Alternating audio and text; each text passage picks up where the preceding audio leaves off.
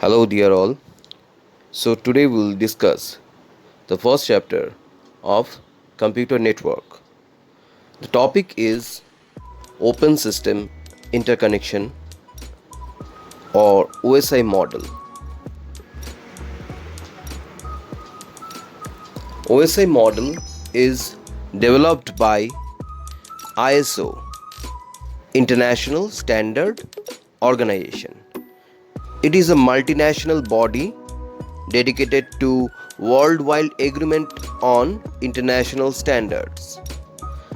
An ISO standard that covers all aspects of network communication is the Open System Interconnection Model. It was first introduced in the year of 1970s and actually first introduced by ISO in 1984, and the term suggests open system interconnection. That means the system is open for all other operating system. An open system is a set of protocol that allows any two different systems to communicate regardless of their underlying architecture. The purpose of this OSI model is to show how to facilitate communication between different systems without requiring changes to the logic of underlying hardware and software. The OSI model is not a protocol. It is a model for understanding and designing a network architecture that is flexible, robust, and interportable. And OSI model consists of 7 layers architecture.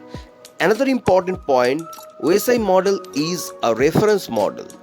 It is not a practical model. So student may ask, which one is practical model? Practical model is TCP IP model is a practical model. So now we'll focus on this 7 layers architecture of OSI model. So as the term, what is this model? It is a reference model, commonly referred to as OSI reference model. The OSI model is a theoretical blueprint that helps us to understand how data gets from one user computer to another. It is an open system. Open system is a model that allow any two different systems to communicate regardless of their underlying architecture. And it's a layered model. It consists of 7 layers architecture. So what are these 7 layers architecture? It is application, presentation, session, transport, network, data link, physical. Or you may say that physical, data link, network, transport, session, presentation, application. But the order should be a particular way, either top down or bottom up. You cannot say it randomly. If someone asks you, tell me the 7 layers of OSI model, you cannot say that application, session, data link, physical, and this random order. It should be either top down or bottom up. So benefits of to using this OSI model are break down communication into smaller and simpler parts. It is first important point, because each and individual layer, it has their own functionality. Easier to teach communication process, how communication is done from sender end to receiver end, and speed development changes in other layer does not affect how the other level of layers are work. And standardization across manufacturers, it is an important part, and allow different hardware and software to work together, so reduce complexity. So now I'll focus on the functionality of each and individual layer of OSI model. So first layer is the physical layer. The first point, the functionality of each and individual layer functionality, it is embedded in the header part, except one layer, that is data link layer. Data link layer add both header and tailor into the data section and encapsulate the data. So we'll focus on the first layer, layer 1, physical layer. And the functionality of the property the header contains are: first, representation of bits. The physical layer data consists of a system or a stream of bits, sequence of zeros and ones with no interpretation. To be transmitted, bits must be encoded into signals, electrical or optical. The physical layer defines the types of encoding, how these zeros and ones are changed to signal. Then the second point, data rate. The transmission rate, the number of bits sent each second, is also defined by the physical layer. In other words, the physical layer defines the duration of bits, which is how long it lasts. Third point is the synchronization of bits. The sender and the receiver not only must use the same bit rate but also must synchronize at the bit level. So the sender and receiver clock must be synchronized. Then fourth point is line configuration. The physical layer is concerned with the connection of devices to the media. In a point-to-point configuration, two devices are connected through a dedicated link. In a multi-point configuration, a link is shared among several devices. And the physical topology is actually defines how devices are connected to make the network. Devices can be connected by using mesh topology. Mesh topology means every device is connected to the other devices. Or star topology, devices are connected through a central devices. And the physical layer is also defines the direction of transmission between two devices: simplex, half duplex or full duplex. In simplex mode, only one device can send, the other device can only receive. In the simplex mode is actually one-way communication. In the other half duplex mode, two devices can send and receive but not at the same time. In full duplex or simply duplex mode, two devices can send and receive at the same time. This is actually transmission mode. So if now we move on data link layer. The major functionality of data link layer to construct framing. When the data is received by the data link layer, we called it frame. Frame is a combination of both header, data and trailer. So frame, the data link layer divides the stream of bits received from the network layer into manageable unit called frame. So physical addressing is another important part of data link layer. Physical address means MAC address, media access control. It is a hardware address, 48-bit hexadecimal address. So if a frame are to be distributed to different system on the network, the data link layer adds a header to the frame to define the sender and receiver of the frame. If the frame is intended for a system outside the sender network, the receiver address is the address of the device that connects the network to the next one. So flow control is another important property of data link layer. If the rate at which the data are absorbed by the receiver is less than the rate at which the data are produced by the sender, the data link layer imposes a flow control mechanism to avoid such kind of overwhelming situation. Error control is another important part of data link layer. Data link layer adds reliability to the physical layer by adding mechanism to detect and retransmit damaged or lost frames. It also uses a mechanism to recognize duplicate frame. Error control is normally achieved through a tailor added to the end of the frame. And access control is another important part. When two or more devices are connected to the same link, data link layer protocols are necessary to determine which device has to control over the link at any given time. Now the third layer, that is network layer. The important property of network layer are actually the two major important property: logical addressing and routing.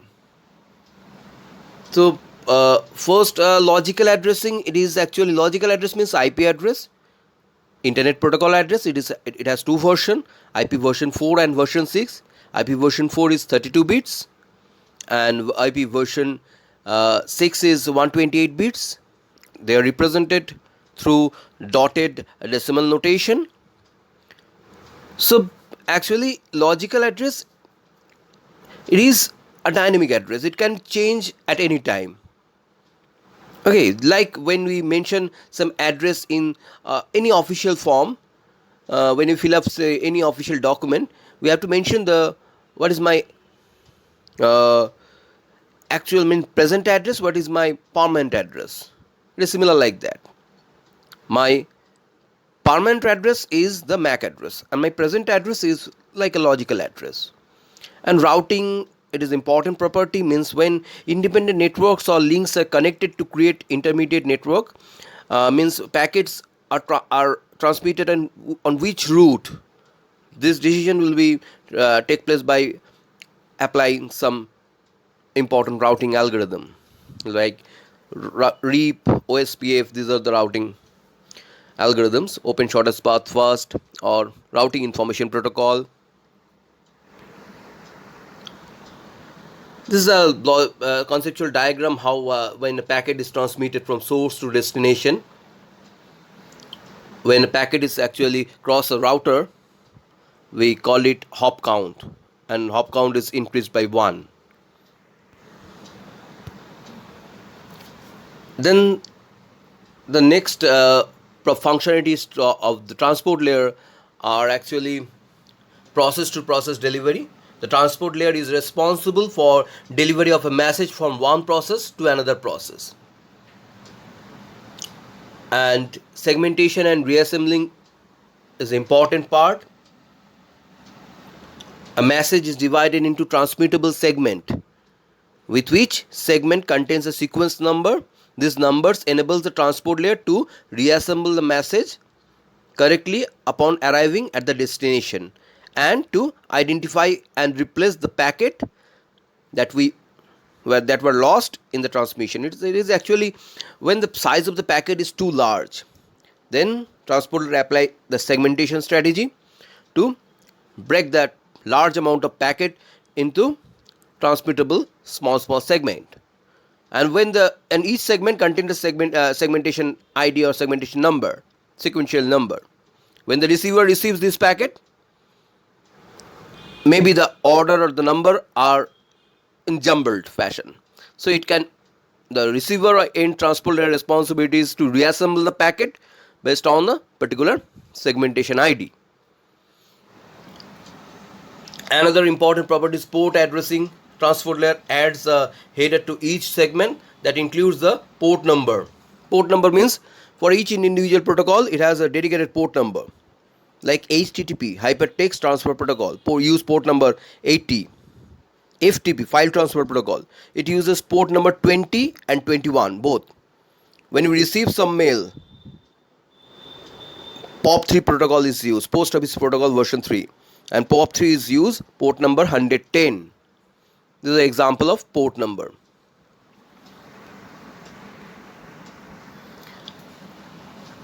Another important like flow control and error control are partially actually handled by this transport layer also. And connection control, the transport layer can be either connection oriented or connectionless. Means transport layer, it actually uses two types of protocol, TCP and UDP. TCP is the connection oriented protocol, TCP transmission control protocol, and UDP is the user datagram protocol, which is connectionless. Next we focus on, this is actually the conceptual diagram that depicts the reliable process to process delivery of a message. Then session layer, the major functionality is actually dialogue control. The session layer allows two systems to enter into a dialogue. It allows the communication between two processes to take place in either half duplex or full duplex mode. Synchronization is another property. The session layer allow process to add checkpoint or synchronization point to a stream of data. For example, if a system is sending file of 2000 pages, it is advisable to insert checkpoint after every 100 page to ensure that 100 page unit is received and acknowledged independently. In this case, if crash happens during the transmission of page number, say for example 530, the only pages that needs to be resent after system recovery are, say, page number 501 to 530. The pages previous, say 501, need not be resent.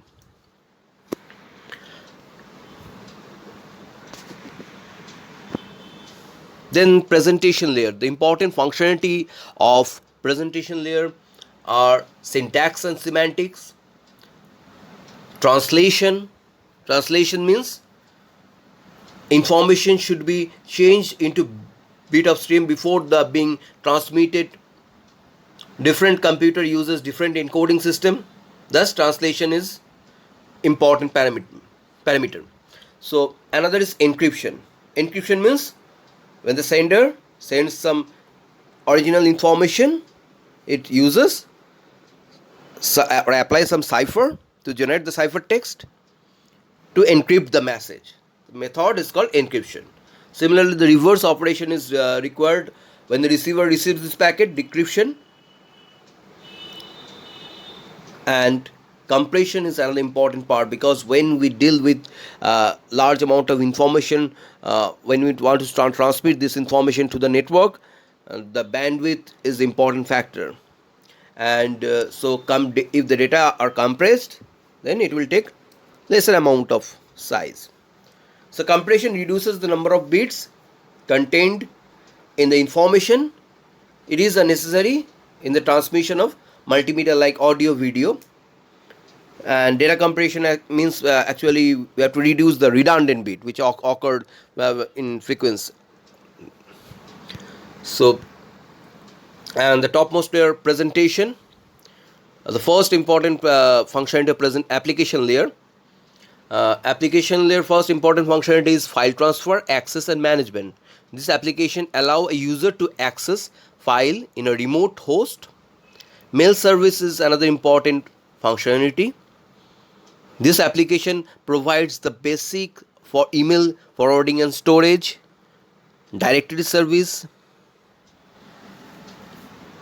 These are important functionality of application layer. So remote login, a user can log in into remote computer to access the resource of that particular system. Mail service is another important functionality of application layer. So the major important functionality: accessing World Wide Web, remote login, mail service and file transfer. This is actually the interface between layers in the OSI model. So like application, when the data are sent by a device A to the app and received by the application layer, it adds a header into the particular data and encapsulate the data and transmit into the next layer, that is presentation layer. When the presentation layer receives that data, it adds its own functionality into the particular data and encapsulate the data and transmit to the session layer. So in that particular way, when the receiver receives the data, it is in the bottom up approach: physical data link network, transport, session, presentation and application. So these are the basic comparison study between OSI and TCP/IP model. In TCP/IP model, actually combine the application presentation session layer into a single layer and treat it as an application layer. So in OSI model, there is 7 layers architecture, but in TCP/IP model is a 5 layers architecture. The OSI model was first defined before the protocol implementation take place, but the TCP/IP model defined after the protocol are implemented. So support both connection-less and connection-oriented communication in transport layer in OSI model. TCP/IP support only connection-oriented communication in the transport layer. OSI model separate session layers are present in OSI model. Separate presentation layers are present in OSI model, but no such type of separate presentation and session layers are present in TCP/IP model. Application presentation session, they are combined and known as application layer. So if you have any question, please write down the question in the chat box so we can discuss it on later.